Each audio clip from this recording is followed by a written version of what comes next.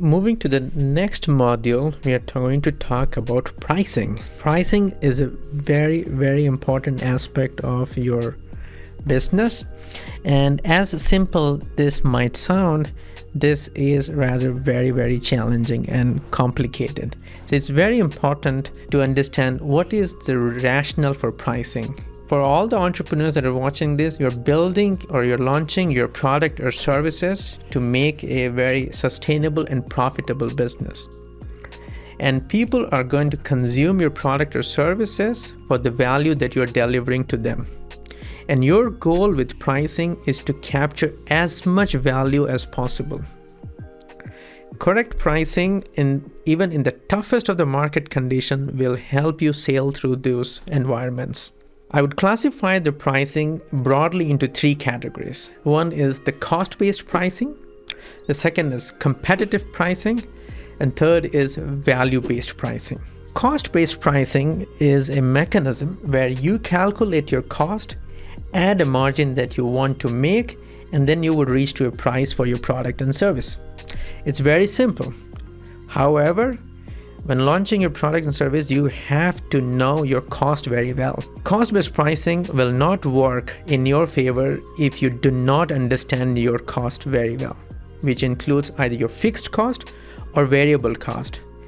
You also have to understand how your fixed costs scale as you scale your business. And it might not be fixed at all. If you don't understand these, you might end up in a very tricky situation. The second type or category of pricing is competitive pricing.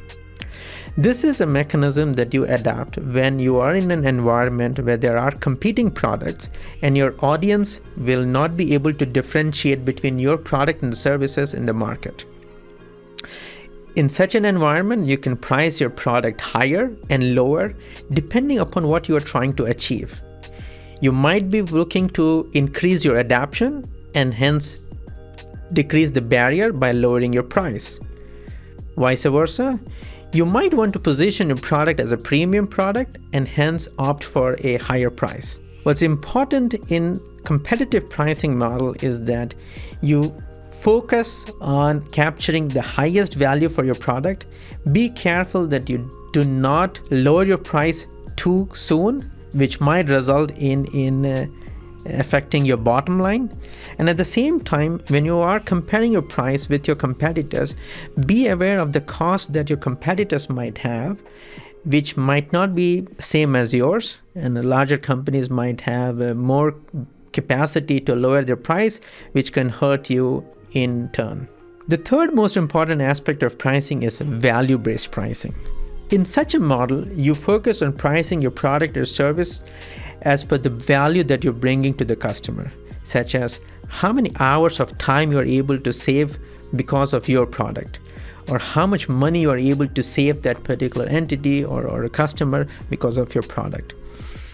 You can find these answers to these questions during your customer discovery call, where you have to be very subtle in understanding the value that you are bringing to your customers, and then use this particular approach to kind of narrow down what would be an ideal price that you can charge your customer. For an example, if you are selling your product and services to a large business, you can talk to them about, with such a product, how much hours of time can be saved. You can also talk to them what kind of budget they have towards this particular product or service, and gauge that to reach to an optimal pricing in this particular model. What's very important to watch out for when you are taking a value-based pricing model is how much negotiating power you have. If you don't have much negotiating power, you will not be able to make the best out of this particular model. And also, which is very, very important, that you have a very sound customer discovery that will give you a very good insight on the value that you're bringing to your customer and are able to price your product appropriately. To summarize, there is no one correct way to price your product.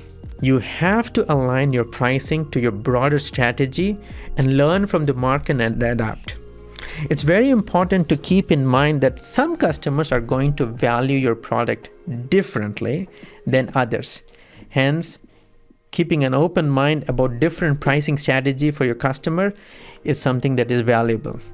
At Sleepy's, we had taken this approach. What I call is tiering model.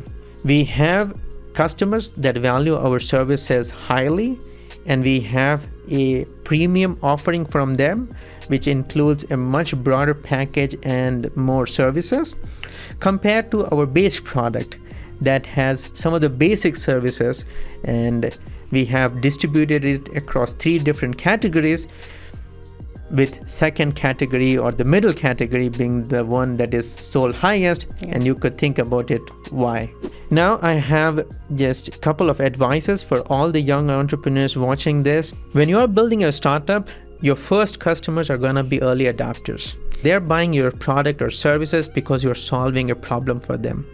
So don't rush into giving a discount. Second one is, whenever you are in doubt, increase your price. Actually, very interesting 3 takeaways for me for the last module, which is there is a difference between building a business and building a profitable business. The second one, don't hesitate to increase the price.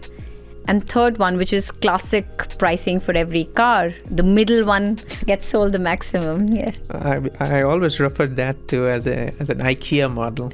Yes, that's also the IKEA model, yes. But I think IKEA model is even more interesting, where they have, I maybe off this topic, where they also have very good entry products, entry points. Like they would never increase the price of a hot dog. That's very clear. That's their entry strategy. Similarly, I think a lot of such products, which are your entry products, and then it goes up from there. Yeah.